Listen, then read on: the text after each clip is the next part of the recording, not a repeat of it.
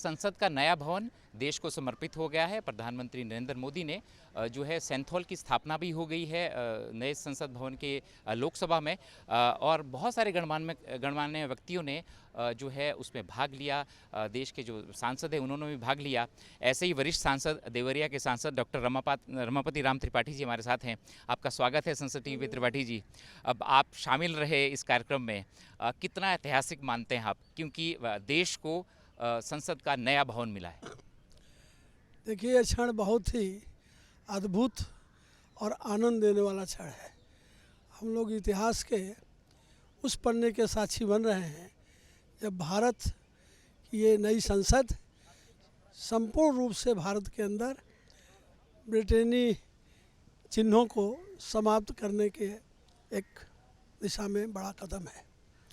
और निश्चित ही संसद के जो निर्माण हुआ है, मैं इसके लिए माननीय मोदी जी को बहुत बहुत अभिनंदन करता हूं कि उन्होंने एक एक भारत के जो अद्भुत चीज़ें हैं, दर्शनीय स्थल हैं, सबका इसमें जो चित्र उकेरा गया है चित्र दीर्घा में, वो देखने से भारत का इतिहास, भारत की संस्कृति, भारत की श्रेष्ठता, भारत की परंपरा, ये सब एक जगह देखने को मिल रही है।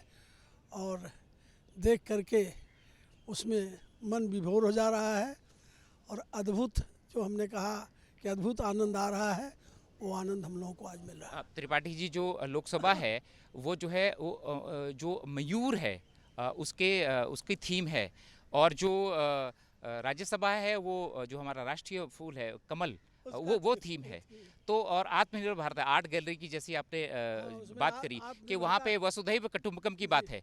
तो ये जो पूरा भारत है, क्योंकि आपने देखा अभी, और क्या क्या चीज़ें आप कहना चाहेंगे कि ये ऐतिहासिक और किस तरह से आत्मनिर्भर भारत की को भी परिलक्षित करता है? यह संपूर्णता में अगर हम देखें तो हमारा प्राचीन भारत भी इसमें है, आधुनिक भारत भी है, और हमारी जो भारत की वसुधैव कुटुंबकम की परंपरा है वो भी देखने को मिल रही है। और साथ ही आत्मनिर्भर भारत जो हम जिस तरफ बढ़ रहे हैं, वो भी संकल्प इसमें देखने को मिल रहा है। तो सही अर्थों में यह संपूर्ण में अगर हम देखें तो ये हमारा इतिहास भी है, और आज का हमारा श्रेष्ठ काल भी है, और हमारा इसमें संघर्ष भी है, और कुल मिलाकर के भारत की संस्कृति और सभ्यता की श्रेष्ठता भी है। आपके नज़रिए में, क्योंकि बहुत सारी विपक्ष की तरफ से कहा जाता है क्या ज़रूरत थी, तो आपकी दृष्टि में, क्योंकि कम जगह थी, अंदर बड़े इकट्ठे होकर बैठना पड़ता था, फिर परिसीमन भी होगा, क्या ज़रूरत थी आपके हिसाब से?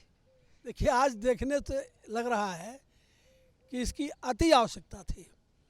हम अगर केवल सुविधा के दृष्टि से देखें, जो पुरानी संसद थी वो सक्रिय हो गई थी और उसमें बैठने में कठिनाई हो रही थी। लेकिन जब दूसरा पक्ष देखें तो पुरानी संसद में कहीं से जो भारतीयता की प्रतीक नहीं थी, वो अंग्रेजियत की प्रतीक थी, ब्रिटेन के शासकों द्वारा बनाई गई प्रतीक थी, इसलिए उसमें भारत नहीं दिखता था।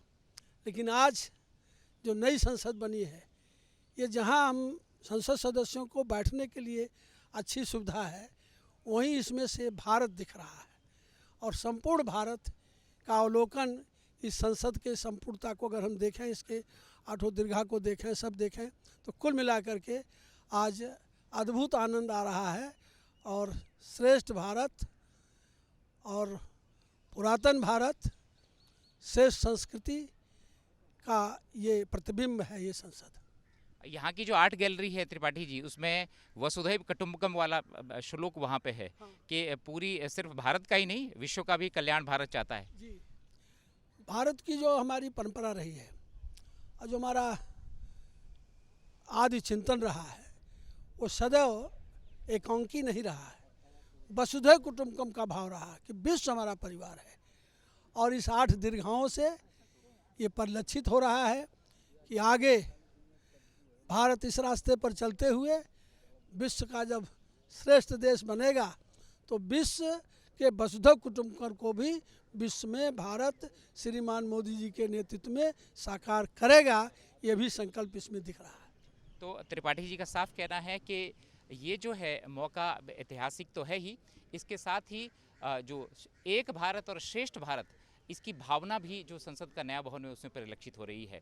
पवन कुमार शर्मा, संसद टीवी।